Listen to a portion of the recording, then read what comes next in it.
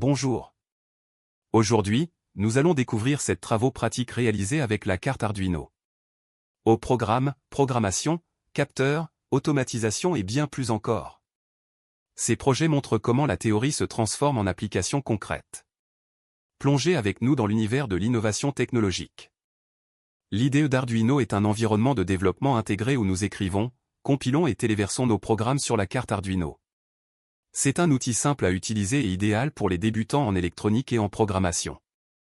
Nous allons maintenant vous expliquer brièvement comment fonctionne un programme Arduino. Il s'agit de 3 étapes essentielles, l'écriture du code, sa compilation pour détecter les erreurs, et le téléversement du programme vers la carte Arduino pour qu'il s'exécute.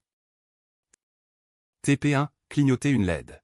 Passons maintenant à notre premier projet, où nous allons apprendre à faire clignoter une LED. Pour ce TP, nous utiliserons une carte Arduino, une LED, et une résistance pour protéger la LED. La LED s'allume et s'éteint de manière régulière. Affichage du code. Voici le code pour ce TP. Vous pouvez observer la simplicité du programme, la fonction Digital Write permet de contrôler l'état de la LED, et la fonction Delay contrôle la durée pendant laquelle la LED reste allumée ou éteinte. Voyons maintenant la réalisation du montage avec l'assemblage de la LED sur la breadboard. Nous téléversons le code dans la carte et regardons la LED clignoter en synchronisation avec le programme. TP2, feu de circulation à 2 voies. Pour ce deuxième TP, nous allons créer un feu de circulation simulé pour 2 voies. Le matériel utilisé ici inclut plusieurs LED et des résistances pour limiter le courant. Affichage du code. Nous allons utiliser un code qui alterne les couleurs du feu de circulation. Nous aurons une LED rouge pour l'arrêt, une jaune pour la préparation et une verte pour le passage. Vidéo du montage et simulation. L'objectif est de voir ces LED changer de couleur à des intervalles réguliers, exactement comme un feu de circulation réel. Regardez comment l'IDE téléverse le code et comment chaque LED s'allume dans l'ordre, représentant les phases du feu. TP3, minuterie d'escalier. Dans le TP suivant, nous allons réaliser une minuterie d'escalier. Ce projet utilise une LED qui s'allume et s'éteint progressivement à l'aide d'un temporisateur. Affichage du code. Le programme commence par allumer la LED, puis l'éteint suite à l'action sur le bouton poussoir après un délai de 0,3 secondes. Cela simule l'allumage des lumières dans un escalier, créant un effet lumineux fluide. Vidéo du montage et simulation. Voici le montage du TP. Après avoir téléversé le programme, observez l'effet d'allumage progressif des LED. TP4, afficheur 7 segments standard. Dans ce projet, nous allons afficher des chiffres sur un afficheur à 7 segments, qui est souvent utilisé pour afficher des nombres dans les horloges ou les compteurs. Affichage du code. Ce projet Arduino utilise un afficheur 7 segments pour afficher les chiffres de 0 à 9 en boucle, avec une transition toutes les secondes. Chaque segment est contrôlé individuellement grâce à des sorties numériques, en suivant une table définissant les combinaisons pour chaque chiffre. Vidéo du montage et simulation. Voyons la mise en place de l'afficheur 7 segments et l'exécution du programme pour afficher des chiffres successivement sur l'écran. TP5, affichage de température. Dans ce TP, nous allons mesurer la température ambiante et afficher cette valeur sur un écran LCD ou LED. Affichage du code.